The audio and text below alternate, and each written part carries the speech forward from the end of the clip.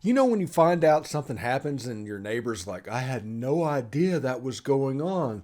If only I had a clue, we could have knew that that was happening.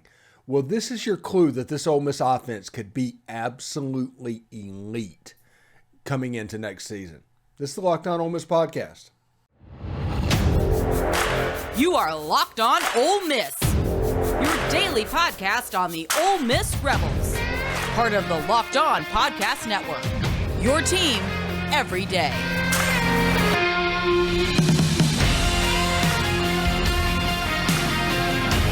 All right, thanks for watching the Locked On Ole Miss Podcast. I'm your host, Stephen Willis. There's the Twitter address down below. Also, this episode is brought to you by the FanDuel Sportsbook. It's the official sportsbook of Locked On. Make every moment more. Visit FanDuel.com/LockedOn today to get started. Also, thank you for making the Locked On Ole Miss Podcast your first listen every day. We are free and available wherever you get your podcast, including YouTube. So sign up for YouTube. Hit the bell for notifications and participate in the conversation by commenting down below and upvoting the video itself. We'd appreciate that very much. I'm a little bit under the weather, and you can see our Locked On Ole Miss polos came in. I'm rocking one of them today. We are going to get those out to our contributors real quick, and if we have any leftovers, we're going to give away some stuff, some thank yous to people as well. So look for that. If we've reached out to you already, know that that's where that stands. All right, Ole Miss has a road to an elite offense. And now, I'm not talking about Matt Corral 2021 elite. I'm not talking about Matt Corral even 2020 elite. I'm not talking about Eli Manning 2003 elite. I'm talking Tennessee 2022 elite. I'm talking LSU 2019 elite. Ole Miss has a road to that. Now, Ole Miss has a wide receiver room. We're going to start there. That may be the most talented that they've put on the field. And yes, I know that. I said what I said. I know that AJ and DK was on the field together with DeMarcus Lodge. Heck, I've got a poster of AJ and DeMarcus Lodge and DK in this studio. So I understand what that means.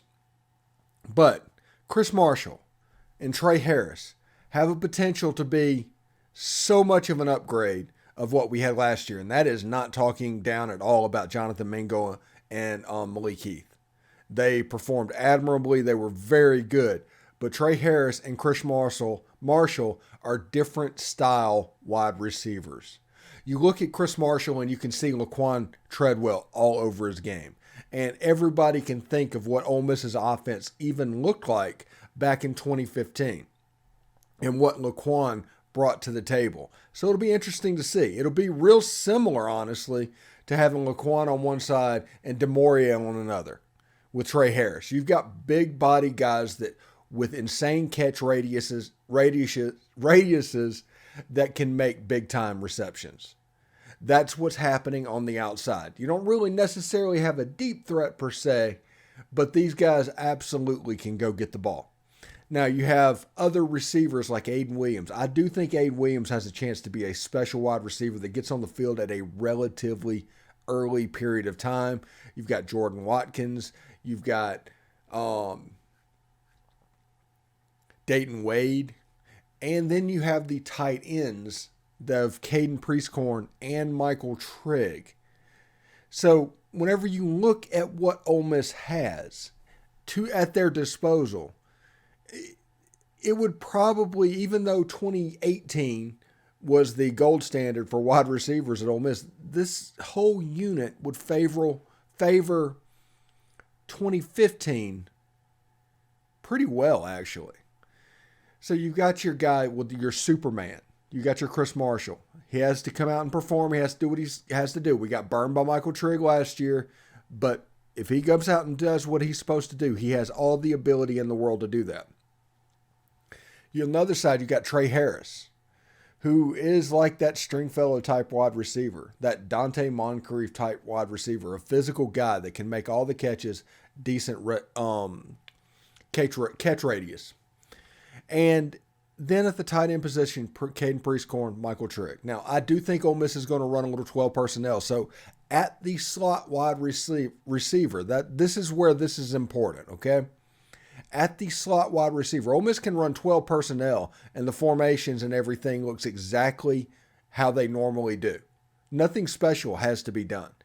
We just have to play Michael Trigg out there at the slot position, him and Jordan Watkins, to where he becomes a plus wide receiver.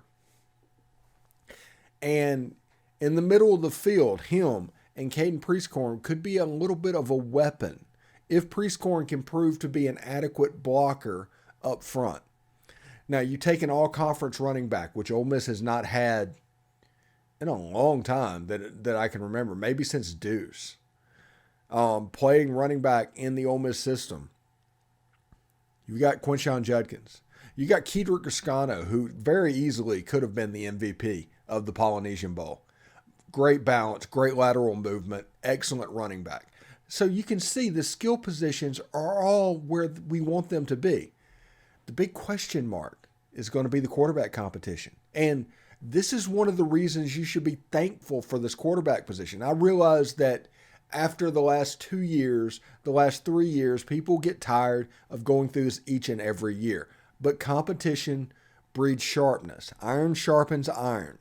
So Jackson Dart, Spencer Sanders, Walker Howard are going to go through this for the next 7 months for the right to get on the field against Mercer. They will be better players for it. Everybody should be in favor of this. And this is another reason that Ole Miss has a chance for an elite offense. The fact that they're just going to go through it for the next essentially 6 or 7 months and get ready. That you're going to have an offense that is going to be hitting on all cylinders. Now, here's the one caveat, the one problem. We can't do what we did last year. You can't do that into the season stuff. You need to have your guy by the second or third week of fall, period. It doesn't matter. If it goes on beyond that, you've got a problem. All of a sudden, locker room issues, everything can come into play. You need this cut and dry by the third week of fall camp. And if you do that, you have a chance to have a pretty good, clicking on all cylinders offense going into the regular season. And this offense, like I said, could be absolutely elite. This could be the year that somebody like Jordan Watkins completely blows up. Michael Trigg makes his comeback tour. The light comes on with him. Caden Prieskorn in the middle of the field. The offense could look more similar to what you remember it looking like with Matt Corral. And because they have the weapons in the middle of the field to make them pay. I think strategically they made a mistake in 2022 by getting away from that. And because of that, the run game became predictable. And as the end of the season went on, it became harder to move. The red zone became harder. Everything became more difficult because you weren't affecting linebackers the way that they were expecting you to do it. By the end of the year, they could just tee off on the inside zone play. And Quinshon, obviously, sometimes he would do really good things because he's an elite back. But he could have done even more if that threat would have been there. He's one of those guys with the lateral movement to basically take a direct hit and make it a glancing blow. Take a glancing blow and it turns into a missed tackle. That special skill that he has the ability to press on. And in this offense, if the middle of the field passing game becomes an effective thing for Ole Miss, this team has the chance to be really, really special. Anyway, this episode is brought to you by FanDuel Sportsbook. We're really excited about our new sports betting partner for Locked On because they're the number one sports book in America. It's FanDuel. And if you're new to FanDuel, that's even better. They have so many great features that make betting on sports fun and easy. New customers, join today and get started with the $150 in free bets guaranteed when you place your first $5 bet. Just sign up at FanDuel.com/lockedon. FanDuel has all of your favorite bets from the money line to point spreads to player props. Plus, you can even combine your bets for a chance at a bigger payout with same game parlays. So, all in an app that is safe, secure, and super easy to use. So, football fans, don't miss out. Place your first $5 bet to get $150 in free bets win or lose, at FanDuel.com/lockedon. Make every moment more with FanDuel. It's the official sportsbook partner of the NFL. Yes, I realize in the state of Mississippi, you need to go to a retail place to bet. But our Ole Miss fans in Tennessee, you can use the FanDuel and make that work out for you as well. If you don't live in Tennessee, I'm sorry, honestly. So we'll see what's going on. That's FanDuel Sportsbook. Really cool stuff. All right. Thanks for making the Locked On Ole Miss podcast your first listen every day. We are free and available wherever you get your podcast. Make sure now you check out our brand new podcast, Locked On College Basketball. It's got everything you need to know about college basketball in one place. Plus, you can hear from big-name experts, insiders, coaches, and players. It's Locked On College Basketball. It's available on YouTube and wherever you get your podcast. All right, we are winding down on the transfer portal. And there's a couple of players that go with it. You've got the late signing day, and you've got the late transfer portal window. Okay? That's what's left. At this point right now, you are at probably around 90% of what your roster is going to be constructed, if that makes sense. But there's still that 10%. So how are they going to do that? We've heard from Lawrence County, there's the Jonathan Davis kid, a defensive lineman, really good player. I do not know why nobody has heard of him, but you look at him playing the defensive line position, they line him up at 300 pounds out at end. They line him up in the middle to be the biggest guy on the field, which he is. Really good players. He's got offers from Texas, Mississippi State, and Ole Miss at this point, to my knowledge, but a good player. So we'll see exactly where he hits in the late signing day. Chimdi Ono, late signing day. So we'll see what he does. So, and there's other players that might pop in the next 3 or 4 days in regards to the early transfer portal window. It's not completely done, but we're at the point where it's going to get really slow. The faucet kind of becomes a drip, if you know what I mean. So we'll keep an eye on them. We'll keep an eye on those late transfer portal guys, and late signing day guys. And we'll see exactly what goes on with them, because Ole Miss is still constructing the roster, and defensive linemen popping up in the late signing day, that makes all the sense in the world. That's just like that the Oregon transfer on the defensive line, Keanu Williams. He's another guy if he goes to Ole Miss. Ole Miss wants defensive linemen because we told you in last year's system, Ole Miss was essentially playing with one interior defensive lineman. It was all on the nose guard. It was going to be, J.J. Pegues or Katie Hill or anything. Whenever they would sit it, it would be right there in the middle of the field. Well, now under Pete Golding, you have to deal with 3 of those interior defensive linemen playing defensive line. Like they're going to move J.J. Pegues probably outside. They're going to have a Josh Harris. They're going to do somebody on the right side. So they need bodies. Jamon Gordon's fine. Xavion Harris is great. They need more people to have competition, because you need more than 6 people going through the competition, or else there's not really a competition, because you need those 6 people. So Ole Miss is going to look to add big guys. The other thing that I think they're going to try and find is a jack. It is a unique position that exists inside this defense. Now, Georgia has them because they're Georgia. Alabama has them because they're Alabama. But whenever you're trying to play that defense, you're trying to find somebody of that body type, of that speed, of that size-speed ratio, they become difficult to get to and difficult to find. So we'll see if in the transfer portal, Ole Miss adds a body. They find somebody that's, in the 250-pound range that can run a little bit, can cover, can do whatever they need to be done. But that is something that I feel like is going to be recruited in high school recruiting in the future. We're going to have to make do at that position as it sits now. Somebody like Cedric Johnson is probably going to play out there in year 1. But they're going to recruit high school players that they can mold and build into that position. That's just my opinion of what's going on there. But the jack is a crazy important position in this defensive scheme. Whether it's Pete Golding at UTSA, where he had Marcus Davenport, or Pete Golding in Alabama, where you had Will Anderson. They need a certain type of player to fit there. You either need to mold them and develop them from a 3 or 4 star player, or you need to go out and find somebody that fits that role. So we'll see exactly what happens there. I mean, linebackers, Ole Miss, they have 3 that I count of. You know, they probably need a linebacker. We'll see how that goes. The kid from Alabama is still out there. Was it DeMoy Kennedy or whatever his name is? We'll see exactly how that goes. And if you look at these linebackers that Ole Miss is looking at, their size is somewhere around where Suntarian is. Suntarian can get there and get it plus that actually fairly easily. So that's good news as well. But if you look at how this roster is going to be constructed, these are the areas that I think Ole Miss is going to look at. Ole Miss's special teams is kind of where it needs to be. Offensively, they're where they need to be. It's those 2 positions. They're fine defensive back. They're fine nose guard.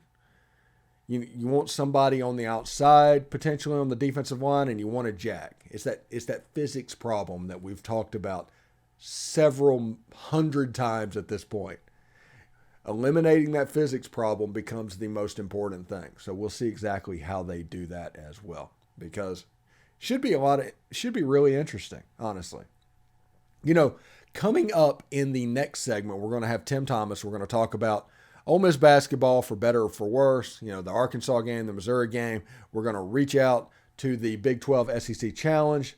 Not looking forward to that a whole bunch, but whatever. I mean, it's good that Oklahoma State could potentially get a win over us, but you know how it is. But we'll see how that goes. Like I said, I don't feel great about it at the moment.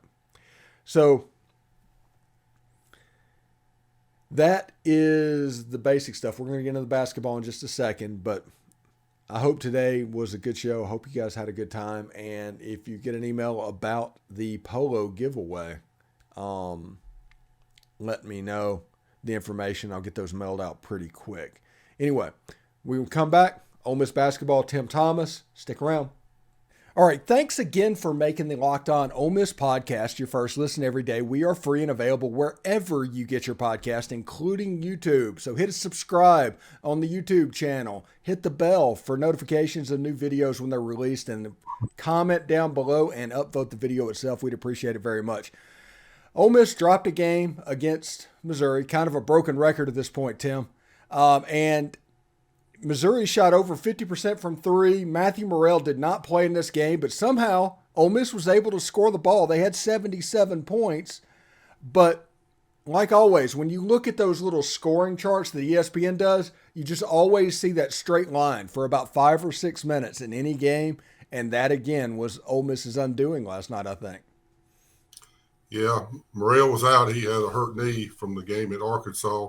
I think they said it was a game decision last night, so hopefully he'll play this coming Saturday when they go to Stillwater and play Oklahoma State. But, yeah, several guys stepped up. They knew they had to. Several guys, Ruffin had, I think, 18. Brakefield had 15. Brakefield's been playing really well.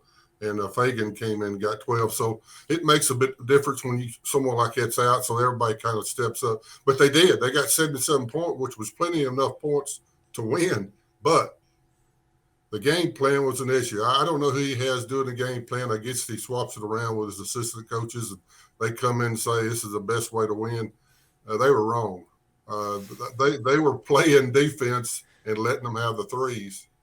And the issue is, Stephen, they never stopped the game plan and changed it to stop the three. They were hitting threes one after another. I guess they said, well, maybe they'll stop the second half. They won't hit the threes. Nobody can shoot that good.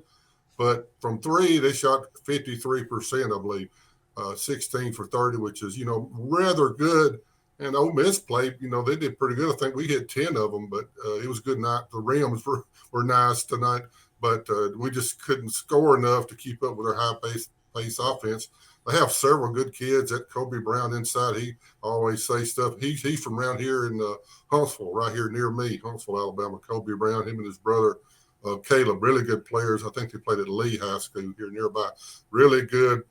He'll be a pro. He'll probably be all SEC. He sees the floor. He shoots the three, hit a couple threes, and then he also dishes off really well for the three. They're a good team. They were coached really well by the Gates guy, but we just didn't come together. I listened to the post game with Kermit. He didn't have a lot of answers. They scored enough, but their defense game plan was not appropriate for Missouri last night because they hit 16 out of 33s. Yeah, that's absolutely insane. I'm pretty sure. Now, I'm in my mid-40s and everything, and I would put myself as a pretty good basketball player back in the day, but right now I could probably make 50% of my free throws. There's no way that I would probably be above 50% of my free throws at the moment. To see somebody go over 50% from outside the arc, that's insane. Yeah, it's hard to really know what's going on with Kermit now. I'm not sure. I try to stay on his side. I'm trying to be a team player, but it's really hard. I saw a stat yesterday that Ole Miss basketball in the Pavilion hasn't won an SEC game for one whole year. It's really hard to understand. And we've talked about this. They have 6 guys that will be leaving after this year: the McKinnis, Burns, Zakuba, Fagan, Allen, and Mbala. And really none of those guys, really score. So if it's Kermit, if he stays, I'm not sure. One other thing, I heard the Keith Carter conversation with Ben Garrett, and he said he likes to wait to the end of the year to do anything. He don't like to do anything during the year unless it's some kind of discipline or some kind of something like that. I understand that. Wait till the end of the year. He does all his coaches like that. So I understand that. Keith has a good point. But what I was saying is, we got these 6 guys that they're all defensive type players, and other portal guys may leave. So who come, they're going to have to come back with some players next year. And I think me and you talked a little bit during the week. We got several guys coming in that could really be good. Josh Hubbard. He's a high-scoring guard who plays with explosiveness and confidence.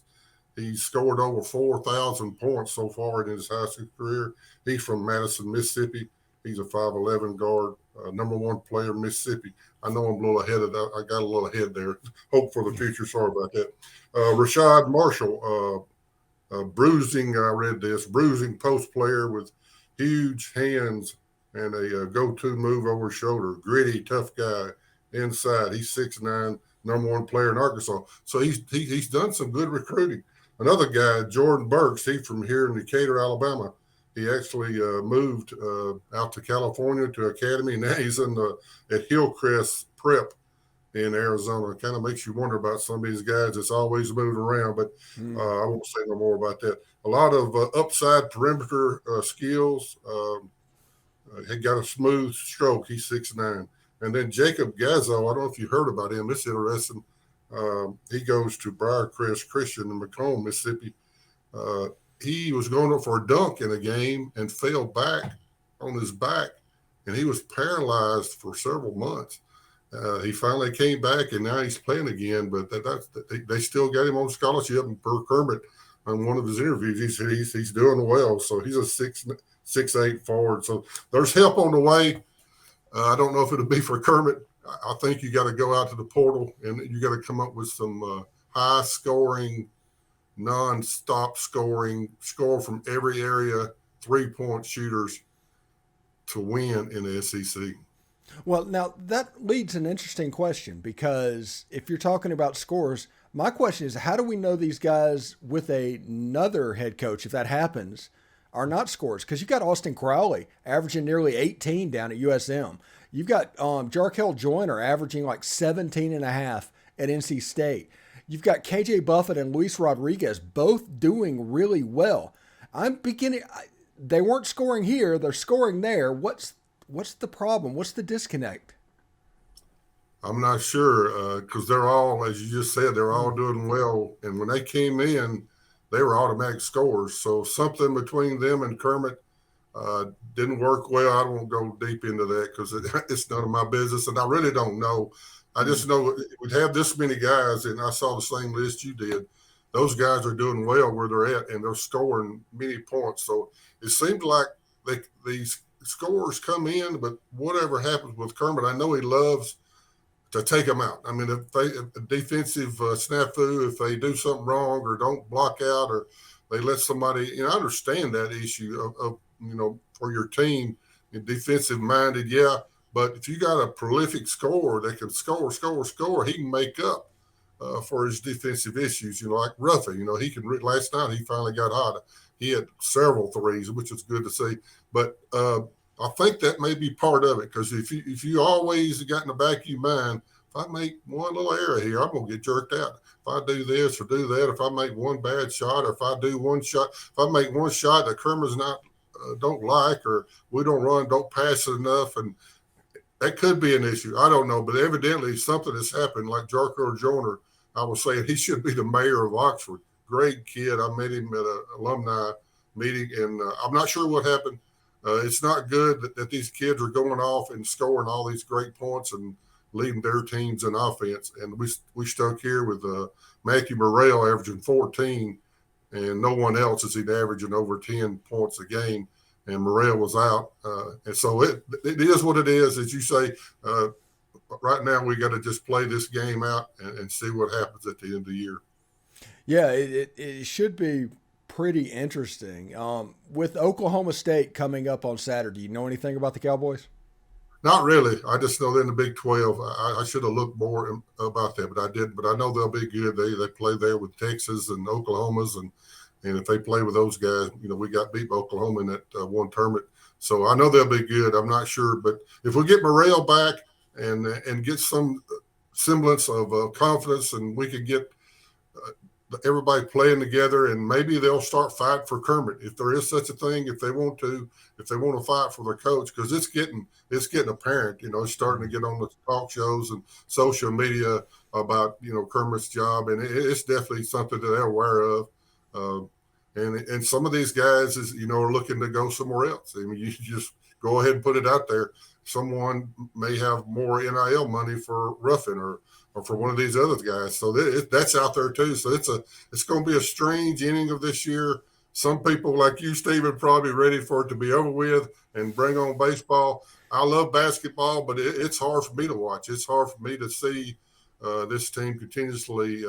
They have spurts of good play. They have spurts of playing well, and the guys inside slap a ball the well, and they dunk. Miles Burns has some great, wonderful dunks. Here lately, he's had some that's just unbelievable ESPN type dunks. But after they dunk, they get down on the end of the court and they do their muscles and whatever, and they spend half the time, celebrating and proud of themselves. And then the other team's already hit 2 threes before they get to celebrate. So there's an issue with me. I don't like all that. You got to play like you've done it before. You can't be celebrating every little three you hit or every dunk you make that it's the first one you've ever done. But that's my point of view. All right, moving forward, the immediate future. What does Ole Miss need to do just to kind of start to turn this around? Morrell has to come back. Ruffin has to be shooting well. They have, for them to win any at all the rest of the year. I really maybe half the games if they're lucky, and the ones at home are the only ones you're going to be able to win. If they're playing like they are now, that's going to be really hard to win away from home. It is what it is. But maybe win a few at home, and maybe surprise somebody on that Tuesday. They're definitely going to play on Tuesday unless something happens really quick.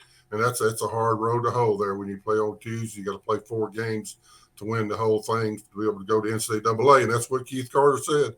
If you don't go to the NCAA tournament, you're not going to make it. So Kermit's got that looking at him straight in the face, and it's going to be hard for him to do. All right. Thanks again for making the Locked On Ole Miss podcast your first listen every day. Make sure you check out our brand new podcast, Locked On College Basketball. It has everything you need to know about college basketball in one place. Plus, hear from big-name experts, insiders, coaches, and players. Locked On College Basketball, available on YouTube and wherever you get your podcast. Tim, thank you so much for joining us. We'll check back in next week. Hopefully this basketball team can turn it around a little bit. But if not, we will still have plenty of stuff to talk about, man. Yeah, I would hope so. I'm looking forward to them going to OK State and maybe, upsetting them. And maybe they'll take us lightly. They look at our record, maybe we'll upset them and come home. And, if we could get Kentucky, a lot of people forget about some of the other losses. If you could beat Kentucky at home, I think we'll have a good crowd regardless, because a lot of people like to watch Kentucky. So if we can get a win there, I'm trying to be optimistic, Stephen, trying to be optimistic. But if we don't, it's going into the cellar. And I wish Kermit well. We'll see what happens. All right, bud. See you next week, man. God bless. See you. All right.